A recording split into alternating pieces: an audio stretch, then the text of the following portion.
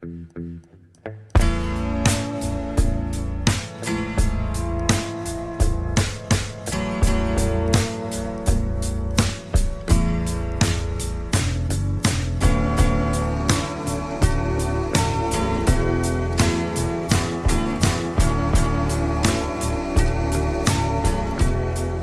up, witches? You're listening to The Bewitching Hour.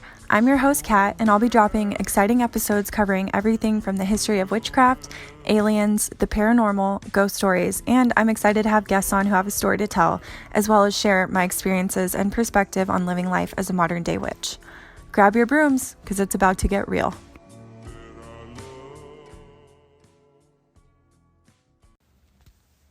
Hello. Phew. Guys, I really apologize for not putting out an episode last week, but I was processing a pretty significant loss. I just needed time to breathe and focus on my feelings. If you follow me on the socials, you know that I lost my best guy friend since I was 15. And the really unfortunate part of it is I didn't even find out about it until a month after the fact. So I completely missed all of the services.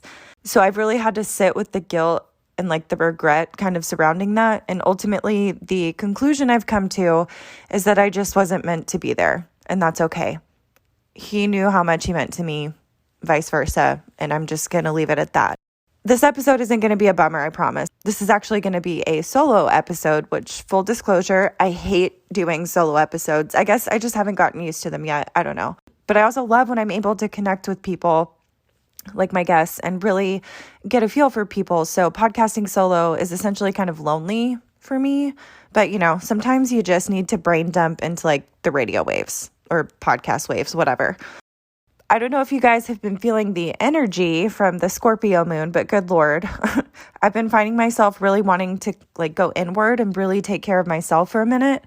I've been focusing a lot on the things that make me happy, big or small. I've been catching up on my shows. I actually just bought some new books today, and I really have been taking the time to hold space for myself. It doesn't really happen often enough, in my opinion, and I'm literally terrified of burnout. So I think this was just my body's way of being hey, girl, chill right now. Just curious if anyone else is relating or if I'm just being a hermit per usual. I mean, that is definitely who I am, so... Pluto is also in retrograde for the next 6 months or some shit. And woo! Pluto is the destroyer of things. So strap in, y'all, because the winds of change are a-blowin'.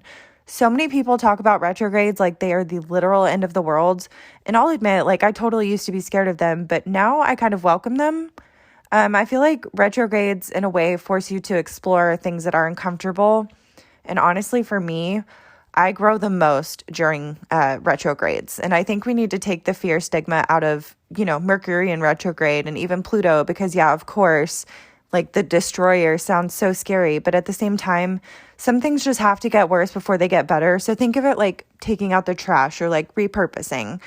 And definitely be prepared to explore your subconscious and go deep beneath the surface. I feel like as hard as it could potentially be, the outcome is just going to be so great. Another random topic, but I did a breathwork session on Friday with Mac Gleason. I met Mac essentially through Caitlin of Stay Witchy, and I just love her so much for the people that she has connected me with. But the session was an hour long, and it was probably one of the better things that I've done for myself lately. It's a little awkward at first, but Mac does such an amazing job guiding you through the whole experience, and he even had a little curated playlist that he played while you're breathing so you can breathe to it. That was awesome. And then towards the end, he read a really beautiful poem, and within 5 minutes, all of the awkward and uncomfy feelings that I had just completely went away. And he speaks affirmations throughout the hour to you.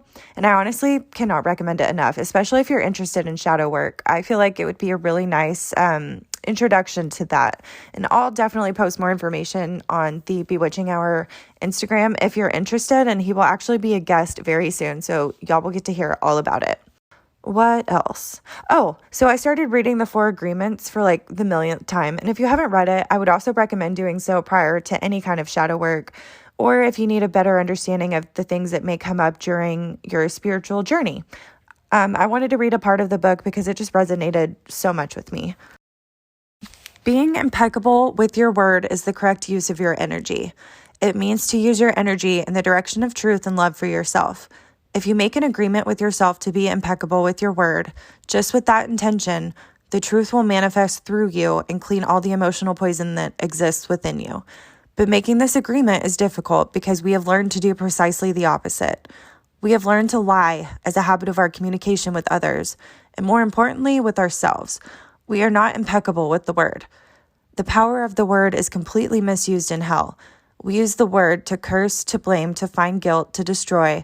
Of course, we also use it in the right way, but not too often. Mostly, we use the word to spread our personal poison, to express anger, jealousy, envy, and hate. The word is pure magic, the most powerful gift we have as humans, and we use it against ourselves. We plan revenge. We create chaos with the word. We use the word to create hate between different races, between different people, between families, between nations. We misuse the word so often, and this misuse is how we create and perpetuate the dream of hell. Misuse of the word is how we pull each other down and keep each other in a state of fear and doubt. Because the word is the magic that humans possess, and misuse of the word is black magic. We are using black magic all the time without knowing that our word is magic at all.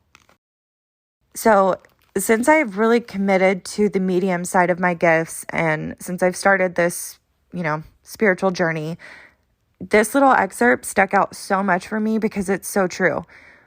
Personally for me, like when you do a reading, the power is behind the intention of your word.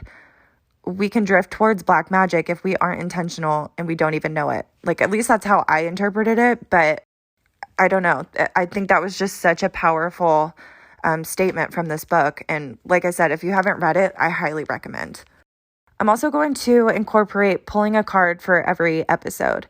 I think since these episodes usually come out in the middle of the week, it would be nice to kind of give an uplifting message to get you through the rest of the week, or even, pull cards for my guests. I think that would be kind of fun. So I'm going to try it. I have several decks that I work with, but today I'm feeling drawn to the Goddess Oracle. And the one I pulled today is Athena. She is the goddess of inner wisdom. And her message is, you know what to do. Trust your inner wisdom and take appropriate action without delay. So I'll be posting a picture of this on Instagram as well. So if this resonates with you, let me know. I'm not drawing for one specific individual, so maybe this week's card isn't meant for you, but maybe it is. And if owls are your spirit animal, there actually is an owl pictured on this card, so let me know. So my next guest is really fun. I don't want to give too much away, but basically this is a blind date situation, and I can't wait for y'all to hear it. But that's going to be about it for this little collection of thoughts. This is a short and sweet little check-in. I hope everyone is having a great week, and I will be back later this week, I promise, with a brand new episode, so stay tuned. I love you guys. Thank you for listening to the Bewitching Hour podcast. Again, I'm your host, Kat, and you can follow me on Instagram at Kat Alexander with 2 R's. You can follow the Bewitching Hours Instagram at Bewitching Podcast, and please, don't forget to rate me 5 stars and leave a nice review. In perfect love and perfect trust, until next time. She was just a wish.